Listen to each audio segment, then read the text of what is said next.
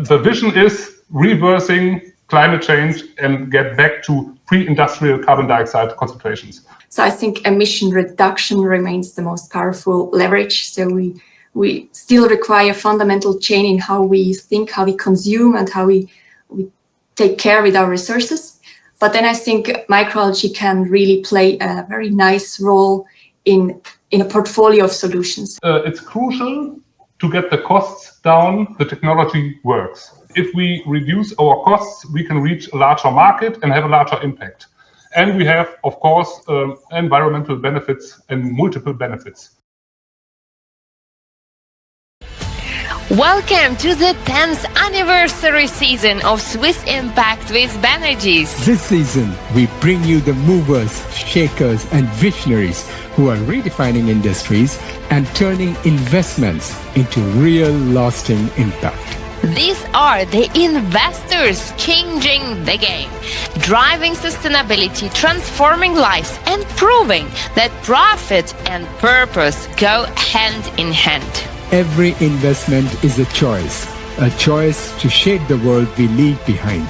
If you're ready to be part of something greater, to invest in impact, to invest in hope, to invest in change, this is where your journey begins. Good day and warm welcome to the 10th episode of Season 10 of Swiss Impact with Banerjees. The summer has truly arrived in Switzerland. And everywhere else too. From Delhi to Dubai, London to Los Angeles, all our friends are saying this is the hottest summer ever. And yet our global CO2 emissions still rising. Despite the science, the disasters, and yes, the real solutions out there, we are accelerating towards the cliff. And the irony, we do have choices. Not just clean energy, but tools to actually remove carbon from the air. Trouble is, many so-called carbon capture solutions, they are high-tech mirages sold to us by fuel giants that in the first place cause the problem and fill the skies with carbon in the first place. Yeah, they sell us miracles, but deliver excuses. Billions of public funds just vanish. Hopes and trust erodes. Despair rises and carbon keeps rising. But here are some good news. But hope is not lost. There is a path that as ancient as Earth itself, and it is ancient, natural, and powerfully modern, nature-based solutions. So today we are diving into what truly works, grounded science, proven impact, and real hope. But before we bring our guests, Sweta, tell everyone how you came across something so truly remarkable. Arrhenius AG. A story of curiosity, purpose, and a spark of innovation that may change the game. Indeed. So the past May, under the golden Ticino sun, something special happened at the Social Business Conference 2025. I joined a vibrant panel on supporting entrepreneur well-being, where bold founders, climate pioneers, and visionary thinkers came together, not just to talk about the future, but to act for it. And right there, something truly unforgettable unfolded. We didn't just celebrate ideas, we celebrated action. And for the first time, we launched the Swiss Impact Spotlight Award, a recognition for ventures that don't just imagine impact, they build it. And the first winner, a company changing the game in the most literal sense, which you said, Arrhenius. It's a breakthrough climate tech startup that's reimagining how we deal with CO2 using microalgae bioreactors that capture carbon up to 50 times more efficiently than forests. No farming land ruined, no Jimmy kicks, no greenwashing, just smart, bio-inspired science with the power to shift our future. So today we are absolutely thrilled to welcome the minds behind this innovation, Mirko, Kleingries, and Alissa Tophinke. So welcome, guys. Where are you? Are you here with us? Yes, we are. Hi Mirko, hi Alissa. Congratulations. Thank you very Thank much. you so much. And thanks for having us. Let me introduce you guys to our audience before we dive into the questions. So Mirko, you are leading the strategic development at Arenos, supporting, launching and steering new projects. You are a mechanical engineer with decades of experience in thermal energy and process systems. And you, Alissa, environmental biotechnologist, you are fine-tuning the productivity of microalgae's growth, and you bring also deep research and development expertise to the team. And together you are shaping or reshaping what climate action can actually look like and what a future with clean air and real solutions might finally feel like. So now, Ben, you want to start? Yeah. So for those who are unfamiliar, could you briefly introduce yourself and what brought you into this wild, wild world of algae and climate tech? So my name is Mirko. By education, I'm a mechanical engineer, but I work in the field of environmental technologies, process engineering, and so on for a couple of decades now. And I think I grew up in a green family, so I never had a choice. Change and do everything I can for the ecosphere, and I think nothing feels better than being active for the ecosphere, for planet Earth. And in a students project with our co-founder Redo Tamburini, we did feasibility studies with algae, microalgae, and not only on paper in the computer, we also did a lot of laboratory experiments. And then we figured out that with microalgae and natural light, you can get a really efficient and impressive carbon dioxide removal process. And you can develop new technologies at the university, and you can do feasibility studies and so on. But if you want to have a real impact, you have to do this with companies afterwards. And that's why we thought we have to found a company to really make it happen, to get it from the lab into the real world.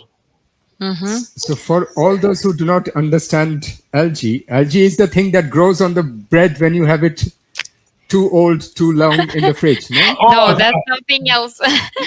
That's funny. So where does algae grow, normally speaking? Where do you find it? Algae are almost everywhere. So we are not only working with algae, these tiny microorganisms that you can find in seawater and in lakes and everywhere, but also with so-called cyanobacteria. And these are the first organisms. These were the first organisms that were developed by evolution, I think 3 to 4 billion years ago. And these were the first organisms to produce oxygen, so the other higher organisms could follow. So cyanobacteria and algae made us happen. Nice. Now, Alissa, tell us about your story. How did you end up with algae and climate tech? Yes, sure. And first of all, thanks so much for having us here. That's really exciting for us. As you mentioned before, I'm an environmental biotechnologist. I believe personally that we can learn so much from nature, and especially to think more in circular ways. So nature has invented cyanobacteria and microalgae, like Mirko already mentioned, and made us life possible as it is right now. So millions of years ago, the CO2 level was much higher, so there was no life as we know it today. And when I heard about that, that made so much sense to me. So why not use the same natural intelligence and turn microalgae into a powerful climate solution today? And what does the name of your company, Arrhenius, what does it represent? What does it mean? Arrhenius is a name. It was the last name of a really famous Swedish physicist and chemist. And there are some technical terms in engineering that come from him, like activity coefficient, or they are logarithmic formulas to calculate how fast a reaction takes place as a function of the temperature. I don't want to get too technical, I'm sorry. and this guy in 1896 published an article stating that if mankind continues to burn coal, we will heat up the atmosphere. And I think that's really remarkable that he already said what is going to happen in the century before the last century. That's really amazing. So what's happening right now, the climate change shouldn't be a surprise to anyone, in my opinion. And we want to fight climate change. We want to reverse climate change. We want to get back to pre-industrial carbon dioxide levels of the atmosphere.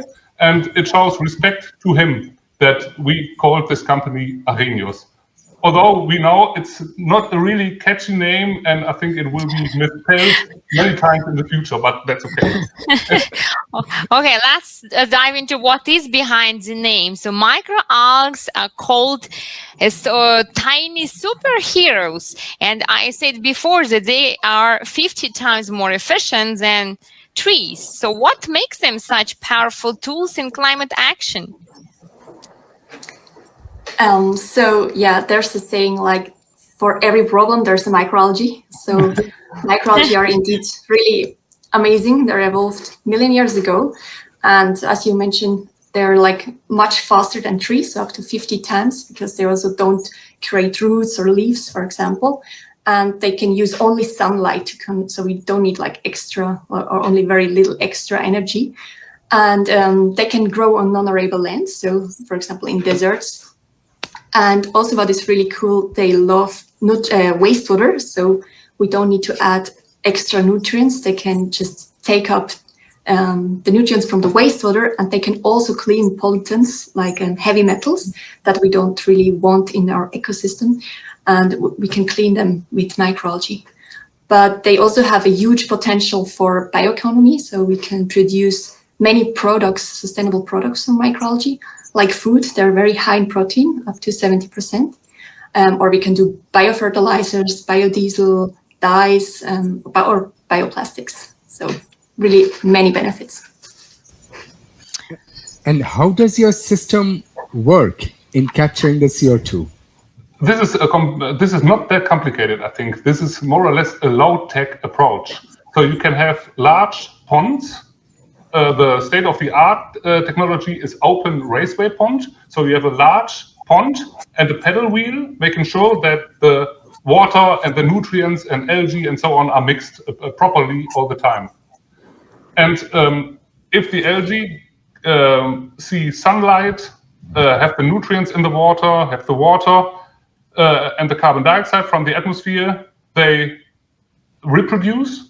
Some species have 2 to 3 generations per day. So they reproduce really fast. Wow, cool.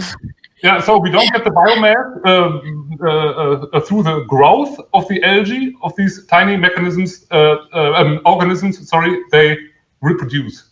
And once we have the biomass, we harvest the biomass from the suspension, from the open raceway pond. If it's an open raceway pond, then we dewater it, dry it, and then we can do different things with these algae. Like Alissa mentioned, we can use the biomass for circular products like dyes, food, feed, and so on. Or we can dry it and store the algae underground to make sure the carbon doesn't re-enter the atmosphere. There are many different applications possible. But the overall process is really low-tech, in my opinion. Okay, but I was just thinking, because Alissa just mentioned that they not only take the CO2, but they also take the heavy metal and dangerous metal. But how can you then process it in the food, for example, as an end product? So, of course, it depends on your application. So if you want to produce food, you won't take wastewater, you will take like a fertilizer or like a synthetic medium, like different salts for nitrogen, phosphorus, which are clean. You can even do like a biocertificate, so it's absolutely clean. So wastewater is mainly used for carbon dioxide removal, or just if you want to clean water. So such systems already exist around the world.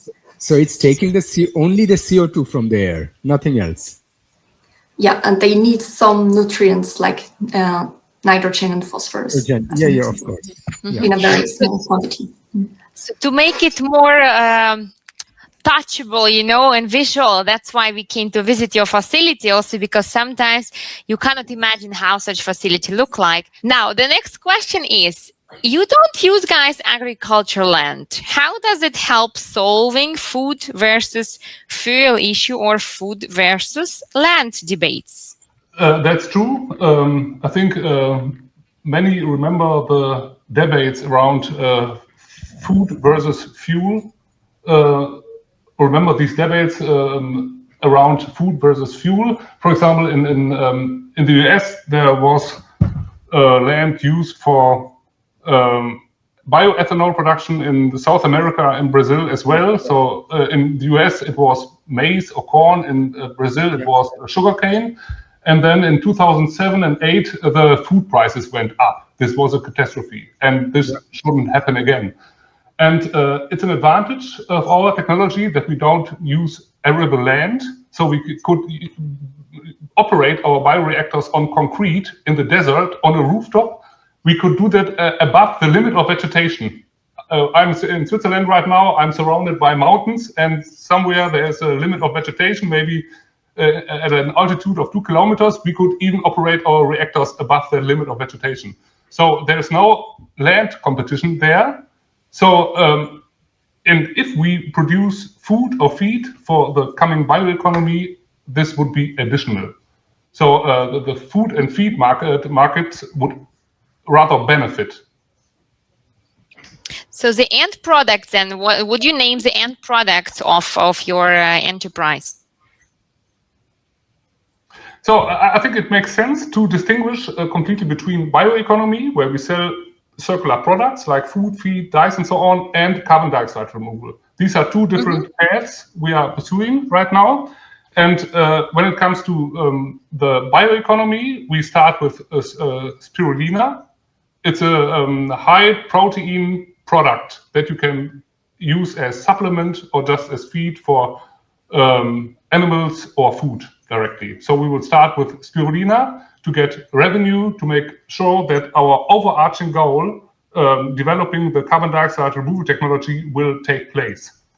And just like I said, our overarching goal is taking carbon dioxide out of the atmosphere. And this is the carbon dioxide removal approach. And this is different.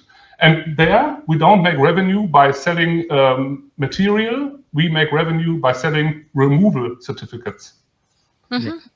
I don't want to be too complicated, but I think this market should be... No, it's clear. Thanks, Mirko. Thank you.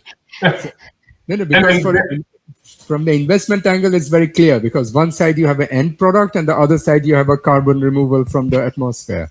Yeah, where the certificate is the product. Certificate, yeah, exactly. Yeah. So what I was leading to is that many people still don't know about Algae's potential. They never heard Spirulina word, So how do you plan to change that? So to raise awareness of this magic organisms?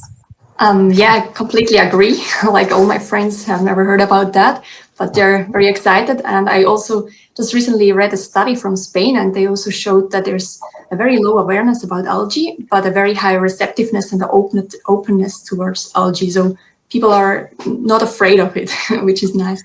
And I think also Spirulina gets more and more trendy also for sports or in fitness. And they're actually eat it like 1,000 years ago, also in Chinese medicine, or also in Africa, in India, like more in Asia. And now they're coming closer to the Western. And I think we need to, share this information about algae through social media, through building those reactors to actually show it in the real world. And of course, also like TV shows like we have today, that will help as well. And I just wanted to ask, so Mirko, you just mentioned about carbon dioxide removal process, but in today, especially since we are all in Switzerland, there is a lot of greenwashing and talking about greenwashing going on. So how do you ensure the integrity and measurability of your certificates or of your process? That's a very good question. That's a very important point. I think this is one of our strengths and a great advantage of our process. So we produce biomass, and through the biomass production, we take carbon dioxide out of the atmosphere, and we can dry the biomass, weigh it, and we know exactly how many tons we produced. And then, with a really simple laboratory test, we we measure the carbon content. We know exactly how many molecules or how many tons of carbon dioxide were necessary to produce this biomass. And then we store for the carbon dioxide removal process the biomass underground, and there's already a certified process making sure that the carbon stays in the ground for at least 1,000 years. And with, I think we are professionals when it comes to MRV, measurement, reporting, and verification. So we have MRV protocols, and we measure everything online all the time with Internet of Things sensors. So in the future, you will see the whole process live on our website. So we know exactly how many tons we produced, and there's no greenwashing possible at all. We are completely transparent there. Mirko, it's like music for my ears when people know what their impact is, that they measure it. It's amazing. So that's really nice. Can you share also, Alissa or Mirko, what is your vision, like big vision? Why did you create it? What do you aim to achieve in terms of net zero by 2050? Like, what's your contribution will be? To start, microalgae alone won't solve the crisis, the climate crisis. So I think emission reduction remains the most powerful leverage. So we still require fundamental change in how we think, how we consume, and how we take care with our resources. But then I think microalgae can really play a very nice role in a portfolio of solutions. So we need all kind of solutions. And we once calculated like how much area of the Sahara, of the desert, would be needed just by microalgae to reverse or to capture 37 gigatons of CO2, which are released every year. And it would need around 9% of the Sahara. Only? Wow. Only? Do you know how big Sahara is? Yeah, but of course, but still there is space, right? Yeah, so if somebody is saying, oh, there is no space, okay, we have space on our planet. If we collaborate, it's possible. But I think that was an important point, Alissa. I think at first we have to decarbonize as much as possible. So we have to reduce carbon dioxide emissions. We have to establish a circular economy. We have to use more renewable energies. We have to be more sufficient. For example, we don't have air conditioning here. It's really hot in my office, and that's fine. That's sufficiency. And then there will be so-called hard-to-abate emissions. For example, from decentral sources, from aviation or from fertilizer production or so on. There will be a lot of decentral carbon dioxide sources in the end, all the time. And we can only neutralize these decentral carbon dioxide emissions by negative emission technologies, so by carbon dioxide removal. And then our approach becomes important. And this is the CDR market, the carbon dioxide removal market, and Arenos aims for a remarkable market share there. That's our goal. But the vision is reversing, even if it sounds banal, climate change and get back to pre-industrial carbon dioxide concentrations, where everything is fine again. That would be so cool. And but speaking about, because Alissa, you mentioned Sahara. So how do you optimize your algae growth for different climates or regions? Because I can assume that in Sahara it will grow in a different speed than maybe in Finland or Norway. Yes, good point. So when we talk about carbon dioxide removal, as mentioned before, it's nice, or it's also needed to use wastewater. And there is actually a mixture of microalgae, but also bacteria. And this is also like close to nature. We have biodiversity where microalgae and bacteria like help each other out. They also have an interchange of gases like CO2 and oxygen. So you don't really have to care about which algae you need exactly. They actually grow and bloom naturally. And also you have different species in winter or summer. But that depends on the application. Of course, it is different if you want to produce food, then you have more regulations or more things to consider. Right. And what were the biggest technical and biological challenges you had to overcome, guys? Or maybe you foresee some challenges also coming up? I think there were some biological surprises, at least for me. So some species... They multiply faster. or some didn't even make it, and we only have thesis why they died. So sometimes it's not clear what really causes the problem there. So these are challenges. We overcame these challenges, and everything works well now. But generally, biology is really, really complex. But life prevails in the end, and the nature, I think, is on our side. I think the biggest challenge, you can correct me, Alissa, is bringing the costs down. So there's this price elasticity, and if we reduce our costs, we can reach a larger market and have a larger impact. And so in my opinion, it's crucial to get the costs down. The technology works. And Alissa said this a couple of times already. If we can use wastewater for the production, we can massively reduce the costs. And we have, of course, environmental benefits and multiple benefits. Water purification, wastewater treatment on one side, and carbon dioxide removal on the other side. I think that's a perfect match.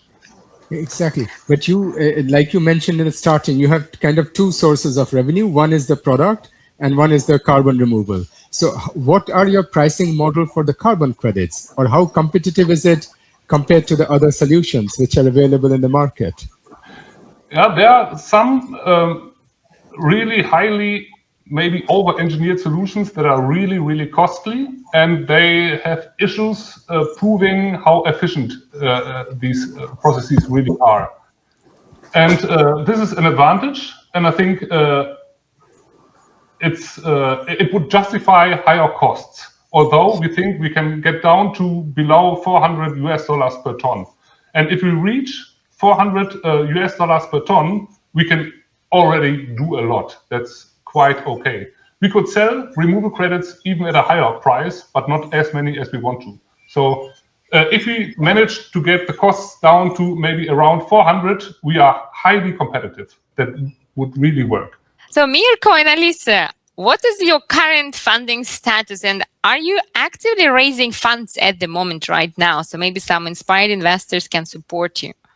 Thank you very much. So we had our first financing round 1 year ago. We are good until mid-2026, but we need to plan ahead. We have to do investments and so on. So it would be great if by the end of this year, we could have another financing round. And investors can participate in building climate infrastructure and can benefit from scaling up our technology. And when it comes to the revenue with products like Spirulina, Alissa explained, I think it would be great if there would be companies who would need our biomass on a larger scale. So we could have a contract for maybe selling the biomass, a certain amount of biomass for a couple of years. So long-term contracts with companies that could use our biomass for different purposes. Right. So B2B sector, that's what I hear, right? Okay. Yeah. And you didn't name the amount. How much are you raising? 2 million. By the end 2 million. Yeah. In Swiss francs, yeah? Yeah. Okay. Yeah. Okay. Or Yes. US dollar, euro, they are really close right now, I think. Yeah. Not Maybe into 10% off. rupees or something, right? So, okay. And what is your scalability roadmap for the next 3 to 5 years? We want to. We will build our first larger reactor next year. So 1,000 to 3,000 square meters, and then we want to double within each year for the next 5 years, and then we will see where we are. But doubling our area each year, starting next year, in 4 or 5 years. Yeah. Okay. How is the government looking at you guys, and how do local governments or international policies influence your growth trajectory? Carbon removal certificates are relatively new, and it's a still evolving market with regulations, legal frameworks that are still uncertain. Of course, we know that. But nearly every country has committed to achieve net zero emissions, and negative emission technologies aren't optional, so they're actually essential. We need them. And so, yeah, I think durable carbon removal will be a critical part of the solution, and we need to adapt to those policies. And with Spirulina as a food application, there's like, this is the market already exists. That's no problem. Maybe we can mention that it is plant that we produce locally, Spirulina in Switzerland. But for carbon dioxide removal, we need to go to a place where the sun shines a bit more often and where there is less rain, just to increase the productivity. So it's technically possible to produce it in Switzerland, but the productivity is just much higher when you have the sunlight. More amazing. sunlight. And you had questions? Yeah, I just wanted to, because you also have different kinds of algae.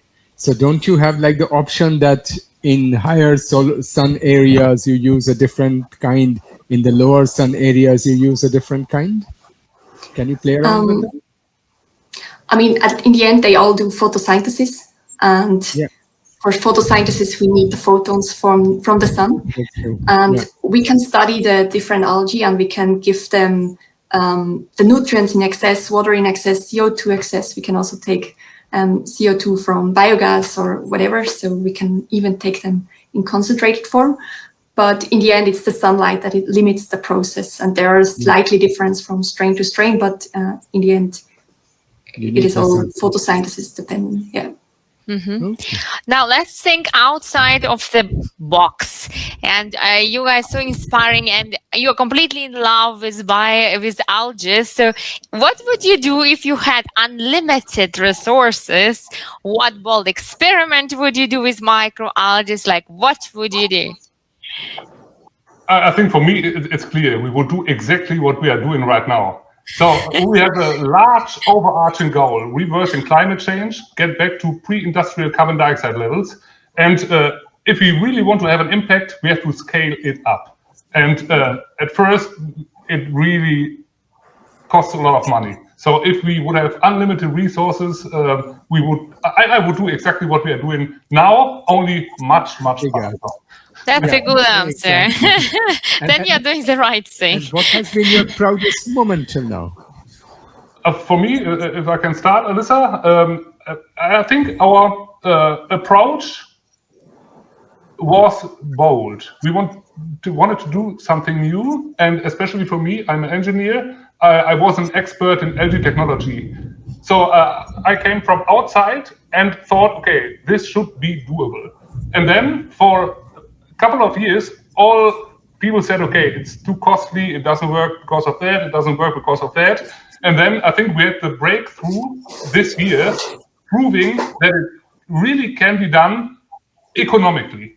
So I said before, the technology works. The question is, how much does it cost per ton? And this year, it was proven that it works economically. And that's my proudest moment. And I always think, we, especially as scientists, we are too hesitant. We underestimate opportunities and overestimate risks. So that's why I think that was my proudest moment, if proud is the right term. But Alissa, maybe it's completely different for you. Now, a feminine perspective on the highlight. Well, for me, I mean, we start on a Petri dish with a single cell, and now we're running our prototypes, which are actually, I think we haven't mentioned it yet. It's actually, we are working on a new reactor design, like that difference from state of the art, which Mirko already mentioned, from the open raceway pond. And we have a second reactor, thin layer cascade, which are much more productive because the layer is much thinner and the sun can penetrate the algae much easier, or the suspension. But this technology is still too expensive. So we are working on a solution that combines those both benefits, and it's like a hybrid of those two extremes. And for me, it was very, very nice when we saw the first time when we saw it running, like all of those reactors design. I mean, they're still in progress, of course, we're still working on them. But to see that the like they already outperform the CO2 uptake per square meter compared to trees, and that they can really grow so fast and become this very, very beautiful color, like it's like really deep green. So for our audience, we've seen that one, but we couldn't film it because you still need to get a patent for this technology, right? Yes, amazing. And so we need to round up, guys. Actually, the time is running so fast. Maybe a last question. How people, not only investors, but other scientists or citizens, or maybe someone who interested to buy your algae or spirulina, can support you in your mission? What can they do? I think raising awareness is always great. So talk about climate change, carbon dioxide concentrations. Think about how you can contribute yourselves by not flying too much. Maybe you don't have to go shopping in New York every weekend. That's maybe not necessary. And then you can even buy removal certificates if you want to compensate your own carbon dioxide emissions. That's possible, of course. And generally, I think it's good to keep your eyes open and look for opportunities to contribute. And if you have this general awareness, you will see opportunities to contribute, I think. I also believe that we should think that every step counts. So we don't need to aim to change the world like in the next day, but little steps are needed, and I think everyone can do it. And that's why we also believe the algae are small steps that we can do, like step by step. And yeah, I think that everyone can contribute in this way. That's nice, but I have still to ask you the call to action. What you want to say to maybe young scientists or founders like you who are working on climate tech or other sustainable development goals. What would you like to say to them? Ladies first. I would say don't wait for perfection. I mean, we have the problem right now. If we wait and we do more studies and we just wait, it can be too late at some point. So just start now, be bold, be brave, and learn, make errors, and become better. And yeah, I think it's good to just try and start. Amazing. And Mirko? Yeah, so I think be bold, just like Alissa already said. Don't hesitate. Don't overestimate risks. Don't underestimate opportunities, and never give up. There's a bioeconomy coming up, so mankind will build a new bioeconomy in the coming years and decades with a number of opportunities where you can contribute and benefit. I think the future looks bright ahead if we make a better future. It's in our hands, it's doable, so let's go. Great. Thank you so much, guys, for being so inspiring, and congratulations again on your prize. You are on our spotlight, and continue what you are doing to inspire others, sharing your kindness and impact in the world. So we're looking forward to see you on other occasions. Thank you so much for joining us today. Thank you. Thank you so for much. having us. It was great talking to you. So, our dear audience, with this, do you want to say something else? No. Okay, let's end up today, and you also keep cool, take care of the planet, and do something about it. Bye for now. Bye for now. What an inspiring conversation. Impact investing is more than just finance. It's about shaping the world we want to live in. If this episode sparked new ideas or possibilities for you, don't keep it to yourself. Get involved. Subscribe for more powerful insights. Follow us on social media and be part of this movement. Are you an investor making a difference? We'd love to feature your story in our next episode. Reach out and join us. Let's build a better, more sustainable world, isn't it? Together. See you in the next episode.